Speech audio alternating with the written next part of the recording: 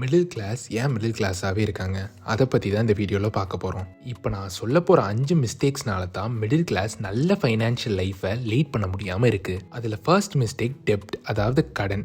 Salary வந்த உடனே first 15 நாள்லேயே தேவையில்லாத விஷயத்துக்கு காசை செலவு பண்ணிட்டு அடுத்த 15 நாளைக்கு கடன் வாங்கி செலவு பண்ணுறது. இதை விட பெரிய தப்பு எதுவும் இருக்காது.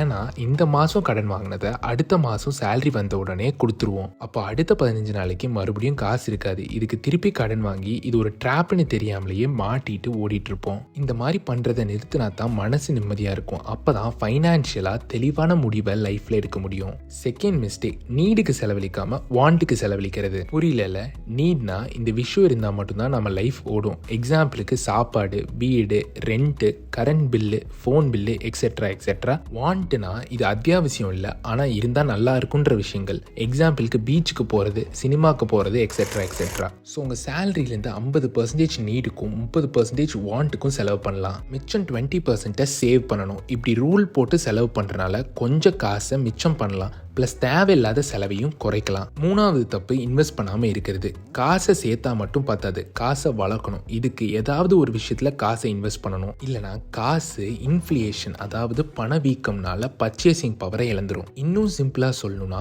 காலம் போக போக காசோட வாங்கும் திறன் குறைஞ்சிரும். எக்ஸாம்பிளுக்கு இன்னைக்கு 10 முட்டை 60 ரூபாய்க்கு வாங்க முடியும்னா 5 வருஷம் கழிச்சு அதே 60 ரூபாய்க்கு 10 முட்டையை வாங்க முடியாது. ஏன்னா முட்டையோட விலை அதிகமாயிடும். காசு அப்படியே தான் இருக்கு, ஆனால் பொருளோட விலை ஏறி இருக்கனால காசோட மதிப்பு குறைஞ்சிருச்சு. அதனால நான் காசு சேமிக்கிறேன், இந்த காசு நாளைக்கு என்னை காப்பாத்துமான்னு நினைச்சா காப்பாத்தாது. ஏன்னா அந்த டைம்ல இந்த காசோட மதிப்பு குறைஞ்சிருக்கும். இதனால நம்ம எதுக்கு சேமிச்சோமோ அந்த விஷயம் கிடைக்காமலேயே போயிடும். இதுக்கு தான் இன்வெஸ்ட் பண்ணணும்னு சொல்றது. நாலாவது மிஸ்டேக், எமர்ஜென்சி ஃபண்ட். எமர்ஜென்சிக்குன்னு தனியா சேமிக்கணும். உங்க சேலரியிலேருந்து 20% சேமிக்க சொல்லியிருந்தல, அதுல 10% எமர்ஜென்சி ஃபண்ட்ல வச்சிருக்கணும். இது எதுக்குன்னா நம்ம லைஃப்ல என்ன வேணா நடக்கலாம், எல்லாத்துக்கும் ப்ரிப்பேர் ஆயிருக்கணும். நம்ம ஹெல்த்துக்கு என்ன வேணா ஆகலாம். நம்ம சேர்த்து வச்ச காசு ஃபுல்லாக ஹாஸ்பிட்டலுக்கே போகாமல் இருக்கிறதுக்கு ஹெல்த் இன்சூரன்ஸ் போடணும். அதே மாதிரி நம்ம இல்லாத காலத்தில் நம்ம ஃபேமிலி நல்லா இருக்கணும்னா டேர்ம் இன்சூரன்ஸ் போடணும். என்கிட்ட இந்த ரெண்டுமே இருக்கு. நான் ஏன் எமர்ஜென்சி ஃபண்ட் வைக்கணும்னு நினைச்சிங்கன்னா, நம்ம எல்லா ஹெல்த் இஷ்யூஸ்க்கும் இன்சூரன்ஸை கிளைம் பண்ண போறதில்ல. சின்ன சின்ன ஹெல்த் இஷ்யூஸ்க்கெல்லாம் எமர்ஜென்சி ஃபண்டை யூஸ் பண்ணிக்கலாம். அதே மாதிரி வேற ஏதாவது எமர்ஜென்சியாக தேவைப்படுதுன்னா அதுக்கு ஃபண்ட் இருக்கணும். இல்லைனா கடன் வாங்குற மாதிரி ஒரு நிலைமை வந்துடும்.